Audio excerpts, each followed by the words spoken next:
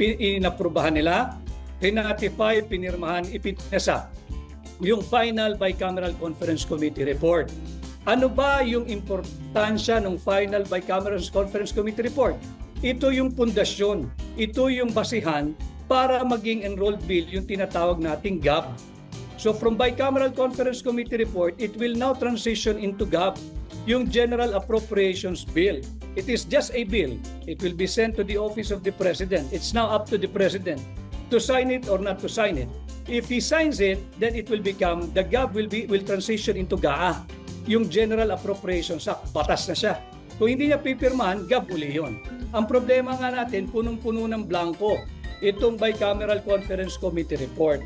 And I'm not in the business of arguing, but just to straighten the records na sinasabing ito'y politika, nagsisinungaling yung nagsasalitang yan. I agree, there is an omnibus motion. Pero hindi naman stupidong Pilipino para hindi maunawaan kung ano linalaman ng omnibus motion. Ang sabi sa omnibus motion ay maaari lamang yung technical staff nila ay authorized to effect correction of typographical, isa, grammatical, pangalawa, and printing errors. Paano naging typographical ang blanco? Paano naging typographical ang blanco? Ang typographical, ang grammatical, at ang correction of mere printing errors does not involve the exercise of discretion. Saan ang halaga rito? Huwag tayo namang masyadong gawing bobo nung kongresistang nagsasalita na ito'y typographical or mere clerical or printing error. Diba? There is a clear abandonment of a very solemn and sacred duty to safeguard the people's money. Inabandonan ninyo eh. Kaya nga tayo nagsasabi, this is immoral, this is unconstitutional, and ito'y nangyari, I think, sa kauna-unahang pagkakataon. Talagang with impunity na yung pambubudol sa ating mga Pilipino. That's why we have decided to bring the matter to the Supreme Court, being the last bastion where rights will be settled and controversies may be heard. Sir, even if sinasabi na po, dinidismiss ng Senate and even Kimbo, na why would they not dismiss it? They're the one who did this immoral and illegal thing. Panagtanong ang tanong mo sa kanila, Marian, sino naglagay ng figure? Dahil sa budget cycle, sa budget process, pag aprobado na, ratipikado, pirmado, tapos na. Wala nang gagawin kundi printing. Wala na. Bawal mag-erase, bawal magdagdag, bawas printing na lang. Ang tanong, sino nagpuno ng mga patlang? Wala nga amin. Why? Because that is criminal.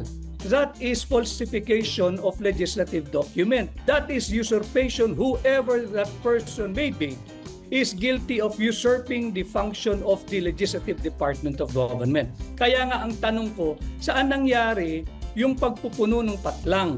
Sa Kongreso ba, sa mababang kapulungan, sa Senado o sa Malacanang? At ano bang kasarian ng taong yan? Babae ba siya? Lalaki ba siya o marami sila?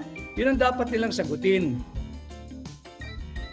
So will you also be filing this falsification to criminal charges na falsification of legislative documents? The lawyers are already at it. They're studying, and if there's a need to file, we'll file soonest. But if we have to identify first who the culprits may be, then we have to wait. But kailangan may managot.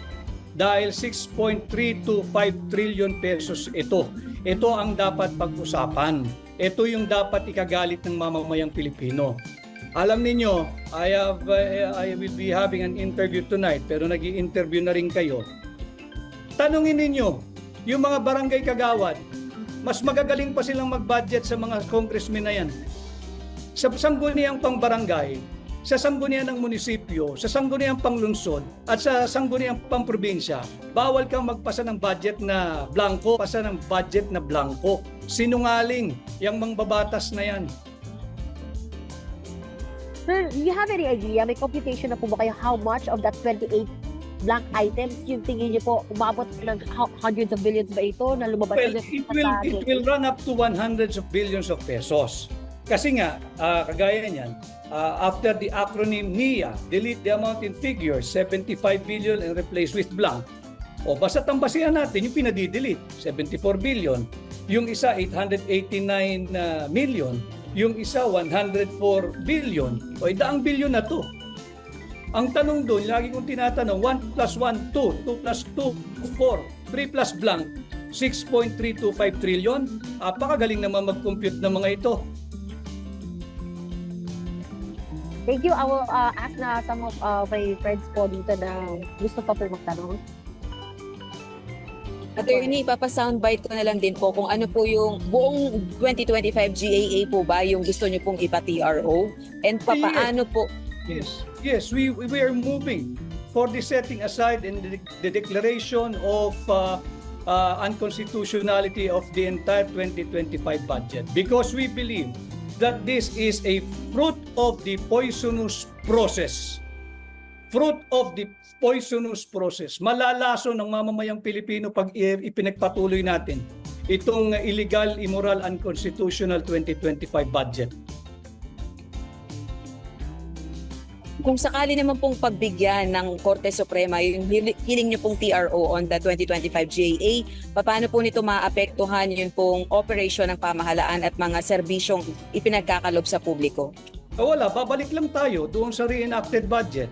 At this is the first time because these horrible members of the Bicameral Conference Committee report have charted on, have rather strayed into uncharted waters. At kung ano ang magiging kautusan ng Korte Suprema, we can only intellectually surmise na doon tayo mag-operate ang gobyerno under a reenacted budget. Hindi titigil ang operasyon ng gobyerno.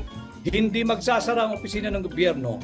Tuloy ang sahod ng ating mga manggagawa sa gobyerno.